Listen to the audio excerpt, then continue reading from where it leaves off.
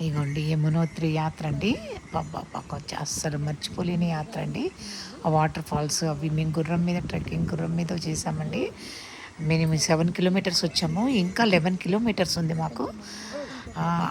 లైట్‌గా ముసురు పడుతుందండి. ఎప్పుడు అలాగే ఉంటుందంట. కానీ చాలా బావుందండి వాతావరణం. అది ఎక్కుతుంటే ఆగా అసలు ఇంకా వచ్చే ఇంకా ఎప్పుడొస్తది? ఇంకా ఎప్పుడొస్తది? ఎప్పుడు చూడాలి? ఆ దేవుడిని ఎప్పుడు దర్శించుకోవాలని మన కళ్ళు తప్పించిపోతాయండి. అక్కడి నుంచి వచ్చాక కూడా మనం తొందరగా మర్చిపోమండి. నెల రోజుల వరకు ఆ శివుడు, ఆ గంగమ్మ తల్లి, ఆ యమునోత్రి, గంగోత్రి ఇవన్నీ కూడా బద్రీనాథులు, ఆ శివుడు కొండలు అవన్నీ కళ్ళల్లో కనిపిస్తాయండి.